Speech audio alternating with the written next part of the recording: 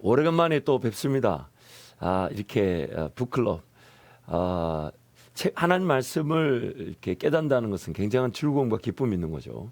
그래서 여러분, 제가 어제 우리 지저스 컨티뉴드 소단락들 읽어보셨나 모르겠어요. 소단락들을 정리해서 보내드렸는데 그걸 중심으로 한번 북클럽을 진행해 보도록 그렇게 하겠습니다. 제가 한번 기도하겠습니다. 하나님 아버지, 하나님 말씀을 깨닫는 그 즐거움과 기쁨, 이것이 우리의 평생의 자랑이 되게 도와주십시오. 날마다 눈을 떴을 때 나를 지키실 그 말씀, 나를 인도하실 그 말씀, 나를 새롭게 하실 그 말씀, 나를 깨닫게 하실 그 말씀, 나의 삶에 그 어떤 가치보다 가장 크고 놀라운 그 은혜를 베푸시는 말씀, 꿈과 비전이 되는 말씀, 무엇보다 내 삶에 부족하고 연약했던 것들이 해결되어지고 새로워지며 또한 죽어져야 될 것들이 죽어지게 하시는 그 말씀, 또 오늘 또한 귀한 책을 통해 하나님 나에게 말씀하시는 그 말씀, 하나님 그 은혜의 말씀을 기대합니다. 하나님 부정한 종을 사로잡아 주시고 성령 하나님 저를 놓지 않으시는 그 손길만을 의지하오니 하나님 이 시간 함께한 우리 모든 성도들에게 은혜를 베풀어 주옵소서. 또 이 영상을 통해 하나님 말씀을 더 읽고 묵상하며 깨닫고자 하는 성도들마다 주 위로와 평안이 넘쳐나게 하여 주옵소서. 예수님 이름으로 축복하며 기도합니다. 아멘. 그래서 여러분 어제 드렸던 그 파일을 중심으로 제가 한번 책 전체를 한번 나누도록 하겠습니다. 자, 우리 방송실 화면을 한번 나눠봐 주시면 저는 밑에 있고, 자, 여러분 보세요. 우리가 어제 내용을 나눠드렸는데, 이 목차에는 보면요, 책의 내용을 보면 내용 전개 중에 이 목차에는 표기되지 않았지만은 그 소단락, 소주제들이 있습니다. 예를 들면 이런 거죠. 말씀을 떠나서는 성령을 경험할 수 없다. 성령을 떠나서는 말씀을 이룰 수 없다. 이런 소단락들이 있는데 이런 소단락들은 결국 주제의 내용들을 어느 정도 파악할 수 있는 기회가 됩니다. 그래서 가능하시면 제가 어제 나눠드렸던 이 문자를 여러분 받으셨을 텐데 책을 구입하셨던 분들은 문자를 받으신 그 파일을 한번 다운로드 하셔서 그걸 클릭하셔서 또 인쇄하셔서 여러분 책에다가 끼워두시면 좋습니다. 왜냐하면요, 대부분의 신앙서적은 간중서적을 제외하고는 신앙서적은 이 소단락들이 결국 내용 전체의 핵심 요약이 됩니다. 줄거리 요약이 되죠. 이것도 요것만 너무 보시면 안 되는데 거의 모든 우리 신앙서적은요, 간증서적을 제외하고는 어떤 강해 설교라든지 혹은 심지어 조직신학책도 그 모든 책들도 다 이 소단락이 있어요. 소단락의 주제가 있는데 그 소단락 주제가 거의 그 책의 이 핵심 줄거리 요약이라 할 수 있어요. 특히 이 두란노 출판사에서 나온 책들은 다 그렇다고 볼 수 있어요. 근데 여러분 그것만 너무 의존하면 안 되지만 책을 읽어 나가신 다음에 그런 부분들 한번 쭉 정리해서 책에다 꽂아두시면 다음에 반드시 쓰임 받게 될 것입니다. 그래서 첫 번째 내용들 보면 복음대로 사는데 지쳐 있는가? 그러면서 이렇게 주제를 던져놨어요. 성령 없는 열심은 따분한 종교 생활로 변질된다. 이거 문제, 이거 밑줄 쫙 치놓으셔야 돼요. 따분한 종교 생활, 이걸 다른 말로 타성이라 그러죠. 타성. 길들어졌다는 겁니다. 이놈은 예수 그리스도 시대 때는 예수 그리스도 그분이 성자셨잖아요. 그렇죠? 근데 유대인들은 이 예수 그리스도 성자를 거절했지만 오늘 우리 교회 시대를 사는 우리에게는 이 성령 하나님을 자꾸만 거절하려고 한다는 겁니다. 성령 하나님을 자꾸만 거절. 그러다 보니까 신앙생활이 따분한 종교생활, 그런 어떤 뜨거움, 정말 하나님 이렇게 살아계시는구나 그 감격이 없는 신앙생활, 이거 문제예요. 그래서 오늘 성령 없는 열심, 더군다나 이게 문제죠. 이거 성령이 없는 열심, 이거를 하나님께서는 떨기나무 가운데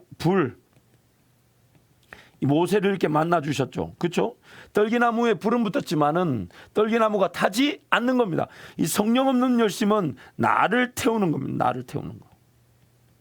나를 태우는 것. 글을 쓰고 보니까 이 굉장히 좋은 글이 너무 이게 어쨌든 성령 없는 열심 나를 태우는. 그럼 나를 태우는 것은 곧 소진되고 맙니다. 그래서 내용을 가보면요, 오늘도 성령 없이 얼마나 많은 일을 했던가. 그래서 여러분 새벽을 깨우는 거예요. 하나님 살려주세요. 하나님 나를 긍휼히 여겨주세요. 나를 불쌍히 여겨주세요. 성령 하나님 없이 오늘 또 살아갈 수 있습니다. 성령 하나님 없이 오늘 또 길을 걸어갈 수 있습니다. 그래서 여러분 그렇게 강조하죠. 말씀을 떠나서는 성령을 경험할 수가 없습니다. 하나님 말씀을. 그리고 성령을 떠나서는 말씀을 이룰 수가 울리는 꽹과리에 불과하게 됩니다. 울리는 꽹과리. 울리는 꽹과리. 또 우리의 첫 임무. 이거 굉장히 중요합니다. 이거.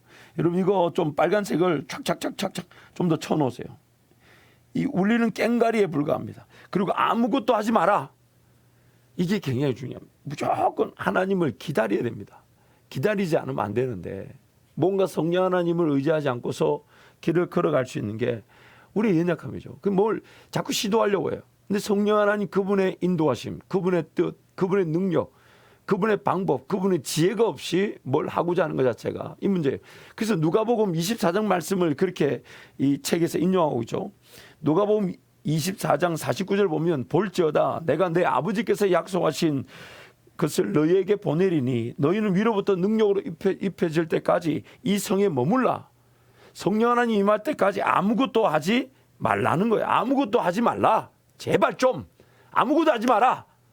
성령 하나님이 말씀하시고 성령 하나님이 보여주시고 성령 하나님이 인도하시고 성령 하나님의 지혜와 성령 하나님의 방법이 성령 하나님의 만나게 하신 것이 걸어가지 않으면 안 될 만큼의 나에게 은혜를 베푸심이 힘을 주심이 용기를 주심이 믿음을 주심이 임할 때까지 아무것도 하지 말라는 거예요. 무엇보다도 성령의 관심이 뭐냐면 이 해야 할 일을 뭘로 바꾸신다고요? 관계로 바꾸신다. 관계로. 뭘 해야 되고 뭘 이루고 뭘 아니요. 그게 관심 있는 게 아니에요. 성령 하나님은 나와 동행하기를 원하시고 예수 그리스도의 사랑만이 나타나게 하시고 예수 그리스도 신랑 되신 예수 그리스도만을 기다리는 신부다운 거룩, 성숙, 성장, 변화를 원하시고 내가 변화되게 내가 관계. 그래서 성령의 마음을 열라 소명이 구체화된다. 그래서 일상 하나님은 성령 하나님 일상 나의 삶 아무리 힘들고 어려워도 여러분 잊지 마셔야 될 게 있어요. 성령 하나님의 은혜는 일상에서부터 시작되는데 첫 번째는 나의 변화에 있죠. 그리고 이 변화가 공동체 변화를 일으킵니다. 이 공동체는 교회와 일터, 가정을 얘기하는 거죠. 그리고 이 공동체 변화는 복음 전파, 능력. 마치 내 삶이 현재 주어진 삶에서부터 성령 하나님의 역사가 쭉 이렇게 물이 성전 동문에서부터 밑으로 흘러내려갈 때 처음에는 발목을 그 다음에 무릎을 허리를 온몸을 적시듯이 쭉 일상에서부터 시작되는 겁니다. 그래서 두 번째 타이틀이 성령의 임재가 부담스러운가 그러면서 성령의 역사를 틀 안에 가두지 말라. 우리 생각, 우리 방법, 우리 눈에 보이는 거, 내 관점, 내 시각, 우리 능력, 우리 생각, 우리 방법 이런 것에 가둬두지 말라는 겁니다. 더 크게 역사하실 수 있다. 기적을 나타내실 수 있다. 불가능을 가능케 하실 수 있다. 죽었던 걸 살리실 수 있다. 하나님께 맡겨놓으면 안 된다, 어렵다. 기도조차 하지 말라는 게 아니라 기도하라는 거예요. 뭐든지 구하라는 거예요. 그래서 성령과 동행하기 즐거우면서 신비한 여행. 그래서 61페이지 보면 이런 내용이 있습니다. 하나님은 엘리야에게 다르게 역사하셨을 뿐 아니라 모세에게도 약하게 역사하신 것은 절대 아니다. 이 무슨 말이냐면 우리에게도 다르게 그러나 더 분명하고 강하게 역사하실 수 있다는 겁니다. 나에게도 성령 하나님은 엘리야에게 역사하셨듯 모세에게 역사하셨듯 그러나 나만을 위한 방법으로 다르게 그러나 더 강하게 역사하실 수 있다. 이걸 기대해야 하라는 거예요. 이걸. 무엇보다도 성령의 임재 말씀을 알지 못하면 그분의 영을 알 수 없다. 항상 여러분 느낌과 감정의 성령 하나님을 만나는 거 그럴 수 있습니다. 그러나 말씀을 모르면요. 내 느낌과 감정으로 성령 하나님을 만나는 것이 가장 대표적인 미혹이 되는 것입니다. 말씀을 통해서만 성령 하나님을 알아갈 수가 있습니다. 그리고 그 말씀의 깨달음의 이 범위 안에서 우리는 느낌과 감정이 쓰임 받는 것이지만 그러나 그 말씀의 범위 안에서 느낌과 감정도 늘 의심해 봐야 돼. 이 내 느낌, 내 인간적인 욕심, 마귀의 미혹은 아닌가. 항상 거기에 이 의심을 해봐야 돼요. 말씀을 깨달았지만 그 말씀을 깨달음 안에서도 또 느낌과 감정을 통해 하나님을 만날 수 있지만 느낌과 감정 항상 미혹의 대상이 된다는 거. 그걸 잊지 말아야 돼요. 성령은 생명을 구하는 강력이다. 즉 성령의 모든 초점이 생명을 구하는데 그 생명은 또한 나를 통해 누군가를 구하는 능력이라는 거죠. 그래서 성령에 붙들리면 복음 들고 움직이게 된다. 성령 하나님 나를 사로잡으시면 내가 살아나고 내가 정말 하나님의 그 놀라운 능력에 사로잡히면 내가 그 복음을 들고 누군가에게 다가가 내 일터에서 혹은 길거리에서 어디서든지 간에 복음을 전하는 강력을 느끼게 됩니다. 그래서 우리는 생명과 능력의 불, 그 생명이라는 말은 나를 살리는 것이며 능력이라는 말은 복음을 전파하고 성령의 능력을 나타내는, 즉 헤쳐나갈 길을 제시하고 지혜와 방법을 나타내며 성령은 그분이 인도하심을 드러낼 수 있는 기회가 된다는 겁니다. 그래서 성령 충만할수록 열려 있다는 거예요. 이런 멋있죠. 모든 가능성 길이 다 열려 있고요. 모든 기회가 다 열려 있고 능치 못함이 없으신 하나님의 은혜를 맛보게 되는 것입니다.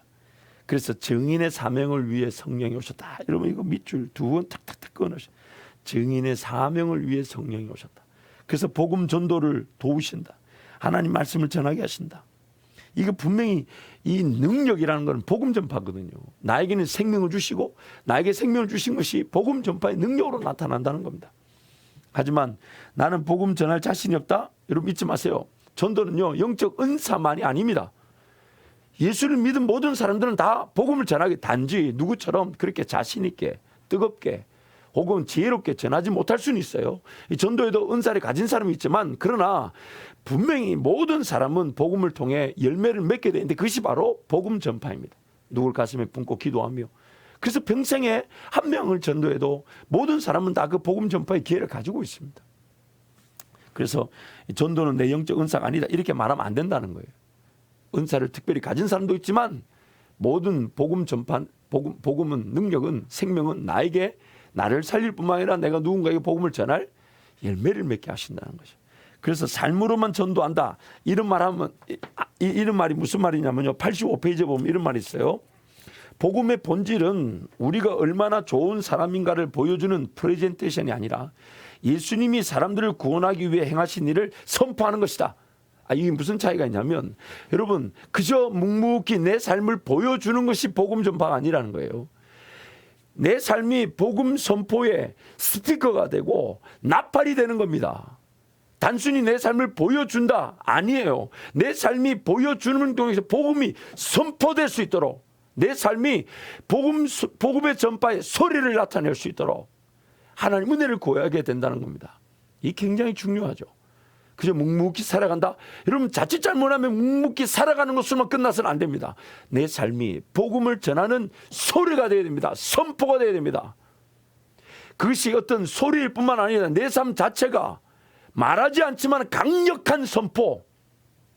내 삶을 볼 때에 예수 그리스도의 메시지를 전해드릴 수 있는 그런 선포. 이게 바로 복음 전파의 능력이에요.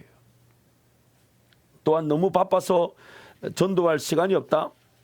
여러분 이 87페이지에 보면 이런 내용이 있죠. 사도행전을 보면 성령은 성도들을 교회 안에 붙잡아 두기보다는 교회 밖으로 내보내기 위해 더 열심히신 것 같다. 사도행전에 기록된 40번의 기적 중에서 39번, 사도행전에 기록된 40번의 기적 중에서 39번이 교회 밖에서 일어났다. 내가요 너무 바빠서 복음을 전할 시간이 없다. 성령의 능력, 기적, 역사, 그 볼 기회를 저버리고 있는 것입니다. 기적은 40번 중에서 39번이 교회 바깥, 즉 내가 복음을 전하고 내가 복음을 전하기 위해 달려나간 그 길거리, 일터, 직장, 거기서 기적이 일어난다는 거예요. 여러분 성령의 기적을 보기 원하십니까? 길거리와 직장과 일터에서 복음을 전하면서 하나님을 신뢰하고 기다리십시오. 사도행전에 나타난 그 기적을 보게 되는 것입니다. 또한 누군가에게 예수님을 얘기할 생각만이 부담된다.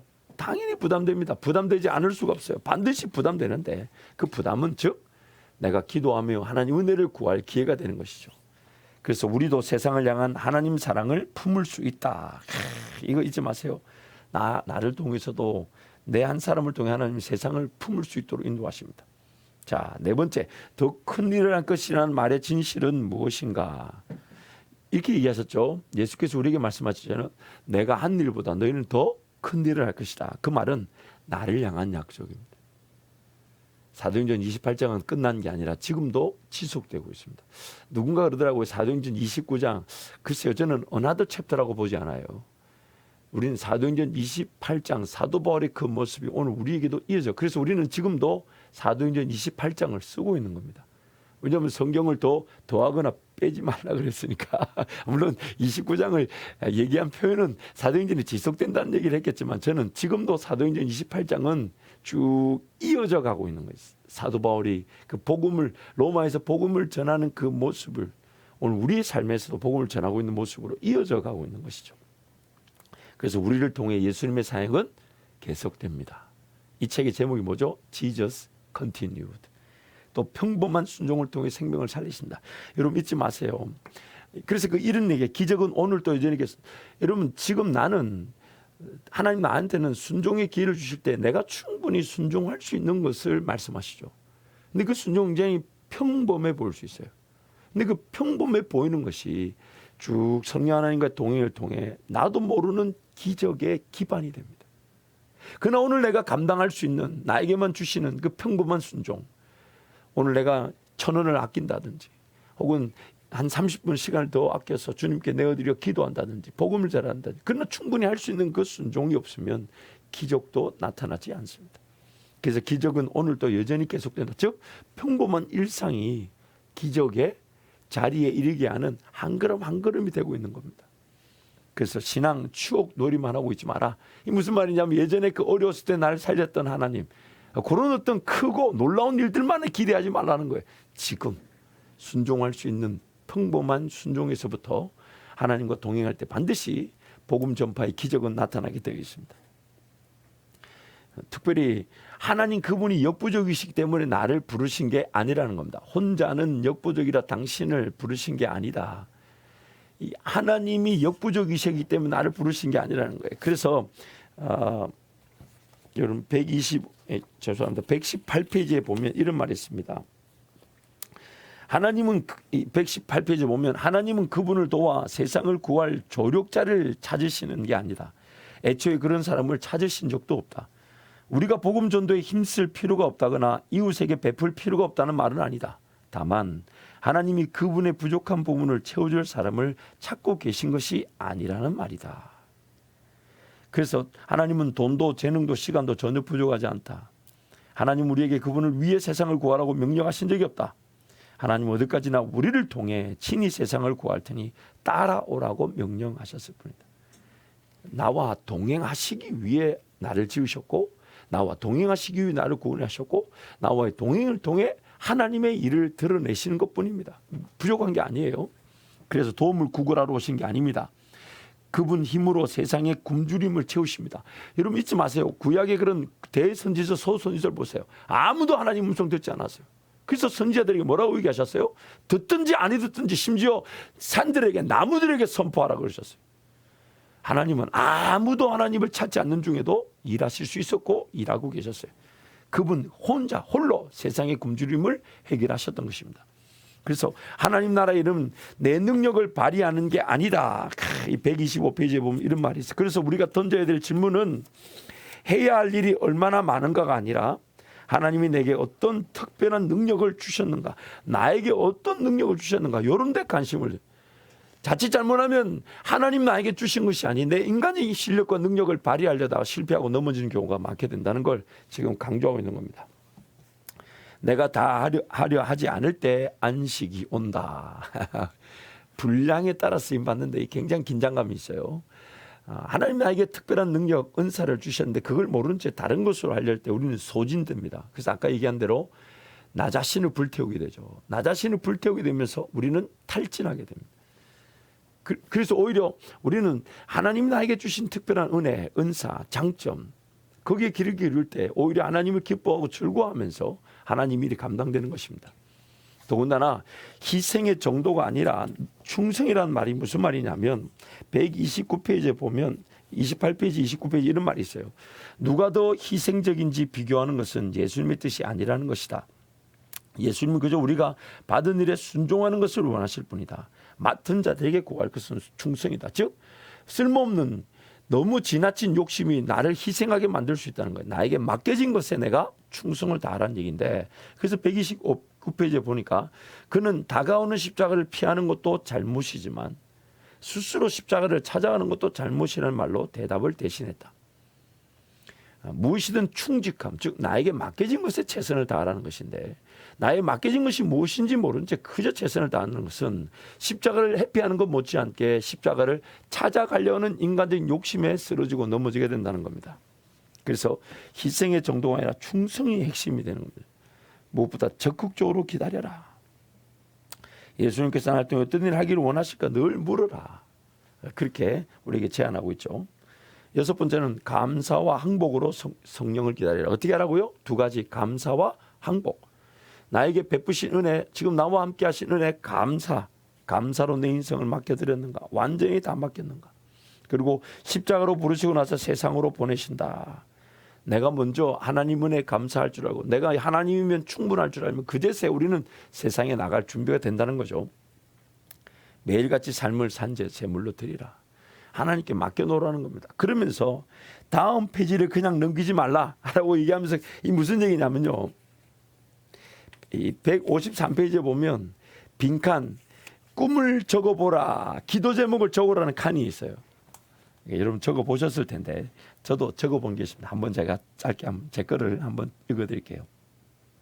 하나님 아버지, 끊임없는 죄와 죄책감에 빠진 나를 위로하시며 은혜로 갚으시마 함께하마 하시며 위로하시는 은혜에 감사합니다. 누군가를 섬길 수 있게 하심도 내 뜻과 내 방법이 아닌 성령의 인도하심 안에서 누리게 하시는 은혜도 진심으로 감사합니다. 순종을 통해 하나님의 거대 역사에 동참케 하심도 감사합니다. 그저 하나님께 삶을 의탁하고 맡겨드릴 수 있음도 감사한데 제 삶으로 하나님의 구원 역사에 동참케 하심이 감사합니다. 그러므로 제 원대로 마옵시고 아버지 하나님의 원대로 이루시옵소서. 전 밑에 있는 내용을 제가 옮겨 적은 뿐입니다. 감사와 항복으로 성령을 기다리라. 그래서 이제 파트 2가 시작되죠. 삶의 구석구석에 성령을 모셔들어라. 삶의 구석구석에 성령을 모셔들어라. 이렇게 제안합니다. 그래서 160페이지 보면요. 보면 6가지 방법, 성령의 임재를 성령을 경험하는 길, 6가지 길, 이 6가지 길을 제시하는데 첫 번째가 복음, 두 번째가 성경, 하나님 말씀, 세 번째가 우리의 은사, 네 번째가 교회, 다섯 번째가 우리의 영. 이것은 에스겔서 36장 말씀에 보면 성령이 임하실 수 있는 공간, 새 영이 창조되어졌다 할 때 복음으로 우리의 영이 창조된 것을 말하는 거예요. 타락한 영이 아니라 하나님이 새롭게 창조하신 영이죠. 또한 우리의 상황, 이 6가지로 이 성령을 경험할 수 있는, 그래서 이렇게 말합니다. 성령의 임재를 경험할 수 있는 6가지 방법. 그래서 그 6가지를 얘기하는데 첫 번째는 복음을 내 것으로 받아들이라. 죄를 회개하라. 그렇게 복음에 대한 얘기를 합니다. 그러면서 이 성령의 임재를 어떻게 하는가, 그 6가지 얘기를 쭉 했던 것이죠. 그래서 복음을 아는 지식이 자랄수록 성령과 더 친밀해진다. 이거예요. 우리는 이미 들을 수 있는 기조차 없었던 사람이에요. 근데 하나님이 예수 그리스도를 말미암아 모든 죄값을 지불하신 다음에 우리에게 들을 귀를 주셨다는 겁니다. 그래서 예수님이 비유를 말씀하실 때 들을 귀 있는 자들은 들으라고 얘기하셨죠. 그래서 그 들을 귀 있는 자들이 성령을 통해 말씀을 들을 때 이런 말씀을 듣는 거예요. 너는 내 사랑하는 아들이다. 그리고 또한 사도 바울의 에베소서 1장 말씀을 통해 에베소 교인들에게 이런 것들이 보여지고 들려지게 기도했죠. 당신의 영광, 부르심의 소망, 영광의 기업, 그 기업의 풍성함, 또한 그 풍성한 기업의 영광이 어떻게 우리 가운데 강력한 역사로 나타나는지 그걸 보여달라. 또한 하나님의 모든 충만하신 것으로 충만하게 되라. 그러면서 우리가 어떻게 성령을 받았는가를 기억하라. 즉 말씀을 들음으로 성령을 받았다는 것을 잊지 말라는 거예요. 말씀을 들음으로. 또한 성령의 열매가 우리 가운데 나타나게 되죠. 9가지 열매 있죠. 사랑과 희락과 화평과 온유와 자비와 충성과 절제와 오래 참음, 양선, 이 모든 9가지 열매, 이 열매가 우리 가운데 어떻게 나타난 걸 보라는 겁니다. 그러면서 그 복음의 매직 아이라는 말을 쓰는데, 이 복음의 매직 아이라는 말이 무슨 말이냐면요, 170페이지에 보면 이 조나단 에드워즈의 말을 인용하고 있습니다. 저는 이렇게 정리하고 싶어요. 은혜의 크기에 압도당하라. 이 매직 아이란 말, 여러분 이 그림을 보면요, 이렇게 자세히 집중해서 보면 그 순간 봤을 때는 모르는데 집중해서 보면 보이는 게 있죠. 그걸 매직 아이라 그러죠. 이렇게. 근데 그 복음도 집중해서 자세히 볼 때 매직 아이가 있는데, 그 매직 아이를 통해 복음을 볼 때 그 은혜의 크기에 압도당할 수가 있다는 겁니다. 그래서 조나단 에드워즈의 말을 인용했는데, 때로는 한 단어만 말해도, 혹은 그리스도의 이름만 봐도, 혹은 하나님의 속성을 표현한 단어만 봐도 마음이 뜨거워졌다. 그리고 하나님이 영광스럽게 느껴졌다. 이 달콤함을 맛보면 나 자신에 관한 생각은 싹 사라진다. 그 순간만큼은 그 영광스럽고도 기쁜 대상에서 눈을 떼서 다시 나 자신을 보는 것이 이루 말할 수 없는 손해처럼 느껴진다. 깊이 하나님을 말씀을 쳐다보고 그 말씀에 집중할 때 우리는 단어 하나만, 그 복음, 예수, 하나님의 속성에 관한 단어만 봐도 은혜에 압도될 수 있다는 겁니다. 그러면서 다시 강구합니다. 복음은 뭔가 일을 이루고자 함도 아니고 뭔가 일을 나타내고자 하는 게 아니라 관계로의 초대라는 겁니다. 관계로의 초대. 그러면서 성경을 펴라. 말씀. 그 이제 지금 성령의 임재를 맛볼 수 있는 6가지를 쭉 이렇게 설명하는 거거든요. 성경을 펴라. 내 머리로 하나님의 뜻을 정하지 마라. 그러면서 성경 하나님의 뜻을 분별하는 가장 믿을 만한 길잡이라 하면서 179페이지에 이렇게 얘기합니다. 성경은 어디서 무엇을 해야 할지보다 어떤 종류의 사람이 대하는지에 더 초점을 맞춘다. 뭘 하고자 하는 일을 깨닫는 것이 아니라 성경은 나란 존재가 어떻게 변화되고 어떻게 더 깨끗해지고 어떻게 더 거룩해지고 어떤 종류의 사람이 되는가, 그게 초점을 맞춘다는 거예요. 그래서 매일 내리는 3가지 결정에 대해서 의의 문제, 좋은 판단의 문제, 또 사소한 문제, 이런 부분에 대한 성령의 인도하심, 어떻게 강구할지를 간략하게 설명하고 있습니다. 그러면서 긴장을 풀라, 끝까지 걱정하지 말라는 거예요. 포기하지 말라는 거예요. 염려하지 말라는 거예요. 하나님 끝까지 나를 붙들고 계셔 성령 하나님 나를 인도하신다는 겁니다. 여러분 재밌는 거 하나 알려드릴까요? 저는 항상 책을 볼 때마다 이 책이 오타가 있을까 없을까 그런데 관심이 좀 있어요. 근데 184페이지 보면 오타가 하나 있어요. 이 두란노에다 지금 알려줘야 되는데 그 오타가 뭐냐면, 그것은 바로 내가 그분의 양이라는 것이다. 영원히 함께 하신다는 뜻인데, 그분의 양이라는, 죄송합니다. 그분의 양이라는 이 표현, 이게 그분은 양이다라고 이렇게 표현하고 있는 거죠. 그분의 양이다. 이렇게 그분의 양이다.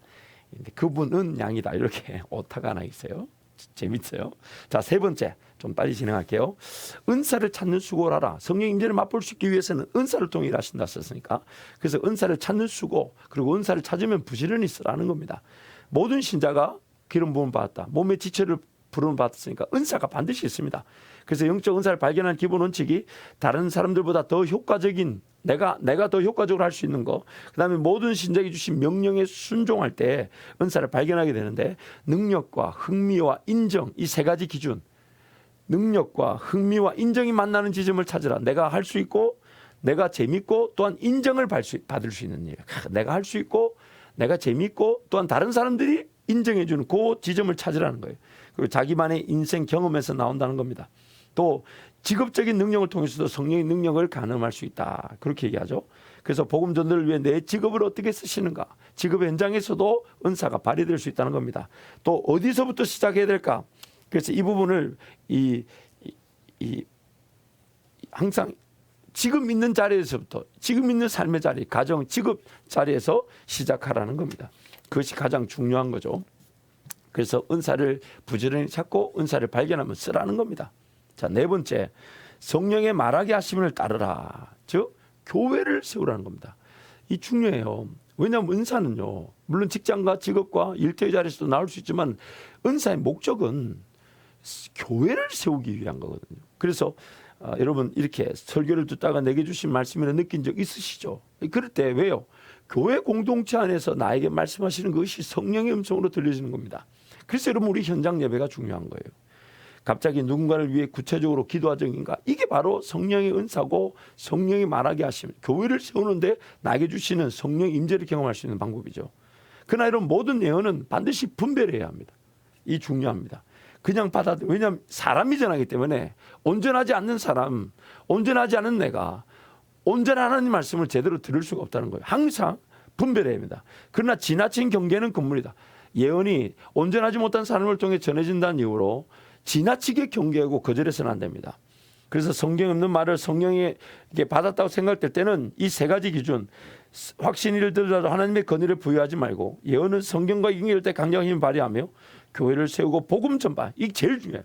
뭔가 음성을 들었는데 성령의 음성인지 아닌지에 대한 확신이 없다면 다른 건 몰라도 이 세 가지, 교회를 세우고 복음 전도를 위한 것인가, 이거 딱 재보면 딱 알아요.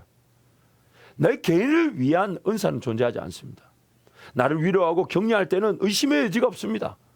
그러나 뭔가 애매하다, 부족하다, 교회를 위한 것인가, 또한 복음 전파를 위한 것인가, 이 기준을 딱 대보면 어떤 예언이든 다 걸러지게 돼 있어요. 이 굉장히 중요합니다. 교회를 세우고 복음 전파를 위해서 한 것인가. 그래서 예언을 받을 때 기본 원칙은 약간 의심해도 괜찮아. 기도하면 되니까요. 또 성경과 어긋난지, 또 내 현실과 일치하는지, 누구를 영화롭게 하는지, 이 굉장히 중요해요. 예수를 영화롭게 하는가, 교회를 위한 것인가. 무엇보다도 우리는 하나님의 대변자이기 때문에 예언의 은사를 통해서든 또 나에게 하나님이 말씀하실 수 있다. 그래서 깨어있으라, 당신의 영 안에서 역사하신다. 그러면서 영을 통해 음성을 듣는 네 가지 방법, 기도할 때 부담감, 사랑과 상황에 대한 특별한 동찰, 거룩한 포부. 이 거룩한 포부 254페이지에 보면요, 이런 말씀이 있어요. 복음을 접할 수 없는 사람이나 복음을 거부하는 사람들에 대해 답답한가? 당신의 교회에서 시작되어야 될 사역에 대해서 답답한가? 기독교의 영향력이 미미하거나 그리스도인이 별로 없는 직업 분야에 대해 답답한가? 빈민, 외국인 노동자, 노숙자, 소수자, 중독자, 정신병자, 환자, 슬픔을 겪은 사람, 실업자, 수검자, 가부, 노인, 굶주린 사람, 무시당하고 외면당하는 사람들의 고통에 대해서 답답한가? 불의와 부패, 성착취, 무시, 파괴, 낭비, 탐욕 등의 악, 매년 선택의 자유란 이름으로 살해당하는 수백만 명의 아이들과 고아원 친족들에 버려진 아이들, 자원과 부모의 지원이 부족해서 무너진 학교, 성경을 모르고 자라는 주변 아이들, 방황하거나 상처로 신음하는 아이, 10대 청소년, 독신 남녀, 부부, 가족. 여러분, 거룩한 포부, 이거 굉장히 중요합니다. 왜냐하면요, 내 개인적인 문제를 가지고 성령의 음성을 듣고자 하는 것도 욕심일 수 있어요. 그러나 하나님 나라, 죽어가는 지역사회, 교회, 이 거룩한 포부가 있다면 그 성령의 음성을 듣지 않을 수가 없습니다. 그리고 꿈과 한성으로도 하나님 말씀하시죠. 그래서 다시 한번 강조합니다. 조심하되 아이의 마음을 다치는 마라. 경계는 하되 하나님 말씀하실 수 있는 것에 깨어 있으라는 겁니다.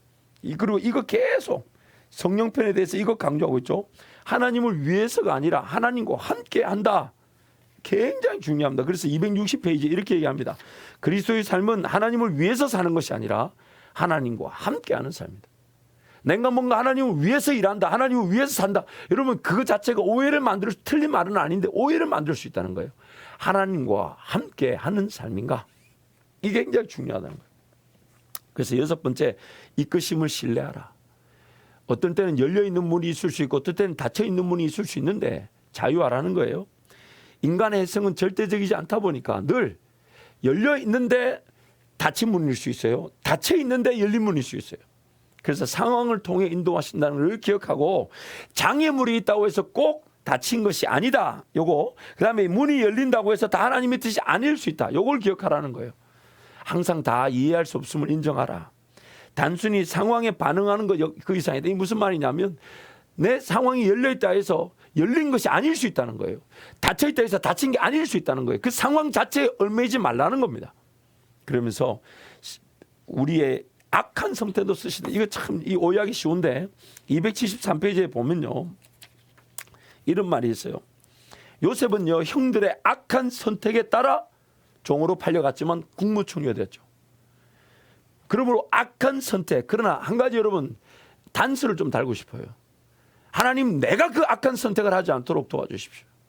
그럼 나는 형들의 위치에 빠져버리는 거잖아요.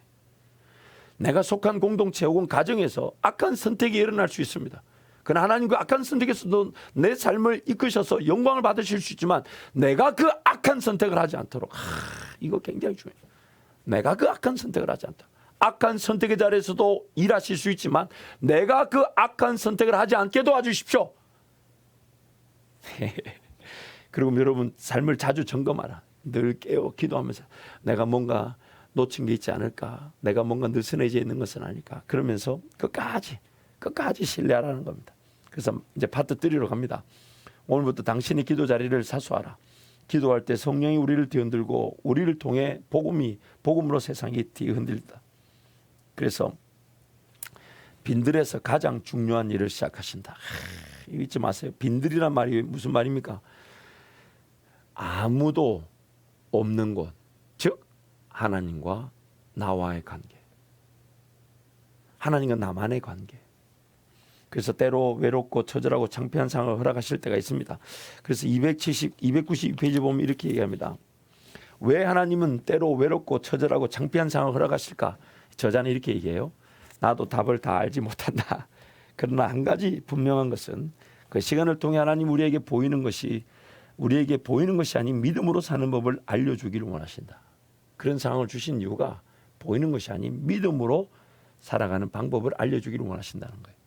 그래서 믿음으로 산다는 것은 아무도 없는 곳에서 하나님만을 의지하도록 만드신다는 겁니다. 그래서 빈들 이거 중요하죠. 빈들. 인생의 공백을 허지하지 마십시오. 버림받은 느낌에 속지 마십시오. 혼자라는 기분이 들 때 잊지 마십시오.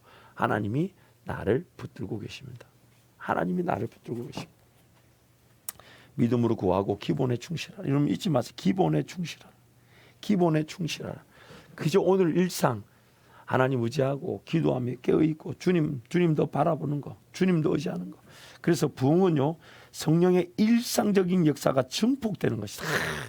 평상시 그런 기도 생활, 말씀 생활 없이는요, 부흥의 역사가 나타날 수 없다는 겁니다. 하나님과의 관계. 그러나 그 순간에 순종을 통해 부흥의 역사의 자리로 지금 가고 있다는 거. 그러나 기적이 나타난 자리는 그날도 그는 어제처럼 기도하려고 했고 어제처럼 말씀 붙들려고 했던 자리인데 부흥의 역사가 나타난. 그래서 하나님의 손은 짧지 않습니다. 기꺼이 능력을 주시고 믿고 구하고 남방신의, 이거는 이 저자가 부흥의 기도의 부흥의 은혜를 일깨웠던 것을 남방신내라는 표현을 썼어요. 이거 약간 번역상의 어떤 아쉬운 부분이 좀 있는 것 같은데 어쨌든 자기가 부흥의 어떤 경험을 지금 소개하고, 그리고 믿음을 구한 데에는 기본을 충실하라. 기본에 충실하라. 그 기본이 뭐냐? 죄를 회개하라. 복음을 충실히 전하라. 늘 복음에 흠뻑 젖어 있으라. 기도하고 또 기도하라. 기본에만 충실하면요, 반드시 역사 나타납니다. 그리고 프로그램이 부흥을 부르지 않는다. 이 말은 너무 뭔가 사역, 일, 뭔가 이렇게 갖추려고 하고 뭔가 프로그램 이런 데 너무 힘을 다 쓰지 말라는 뜻입니다. 무엇보다도 끈질긴 기도로 성령이 당신에게 가장 필요한 것을 하나님이 주고 싶고 끝까지 기다려요. 끝까지. 하나님을 끝까지 기다리라는 거예요. 끈질기게 구하고 하나님께 은혜를 기다리라는 겁니다. 사흘을 걸고 끝까지 기도하라. 그리고 하나님의 뜻과 우리의 믿음이 만날 때, 그래서 그 기다림의 자리에서 하나님은 인내하게 하시는데 그 인내는요, 믿음이 아니면 인내 안 돼요. 그 결국 하나님 나에게 믿음을 주심으로 내가 기도의 자리에서 인내할 때 그 믿음이 인내를 통해 더 성장하고 자라며 더해질 때 나중에 역사의 자리에 딱 그 믿음의 능력이 나타나. 기도의 향로에 기도가 쌓아지면 쏟아부어 역사가 나타나듯이 만국을 되살릴 기회를 우리에게 주셨다. 어디로 가서 성령, 이거 항상 하나님 오늘 나는 어디에서 어떻게 무엇을 순종할까요? 어디서 어떻게 무엇을 순종할까요? 이것에 귀를 기울이라는 겁니다.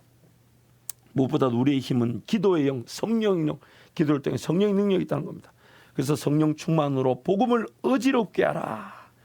나로 꽉 차 있으면 성령으로 가득 찰 수 없다. 그러면서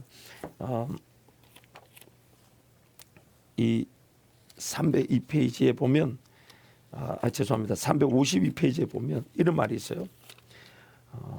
어떻게 먹고 살아야 할지 막막하기만 한가?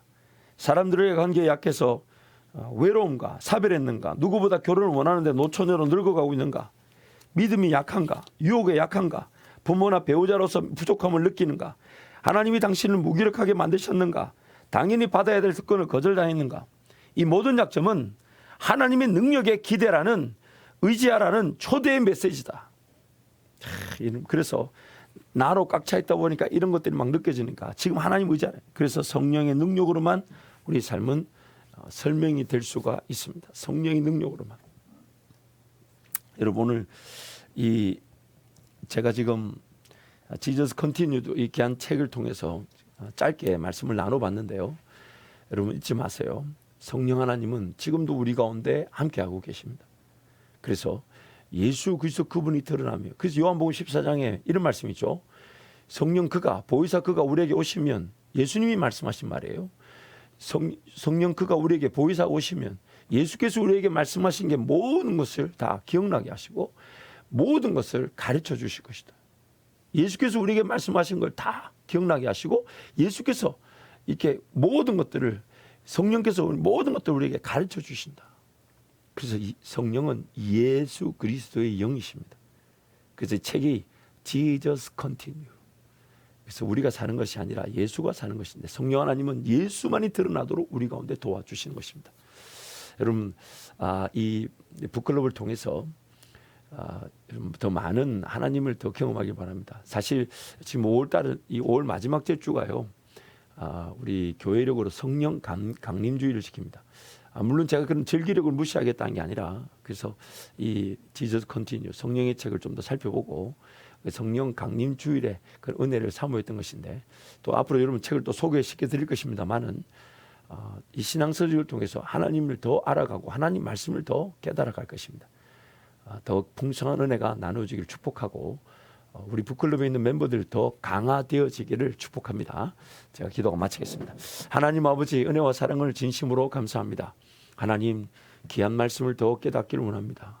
더 풍성한 말씀을 깨닫기를 원합니다. 하나님, 북클럽에 참여하는 우리 성도들 더 풍성한 은혜로 하나님 만나게 도와주시고 더 풍성한 능력으로 하나님과 함께 동행하는, 하나님의 말씀을 통해 사로잡히는 멋진 인생이 되게 하여 주옵소서. 북클럽에 참여한 모든 성도들의 기도 제목 하나님 응답하여 주시고 더 놀라운 하나님 세계를, 하나님 나라를 발견하는 기회가 되게 도와주옵소서. 예수님 이름으로 축복하며 기도합니다. 아멘.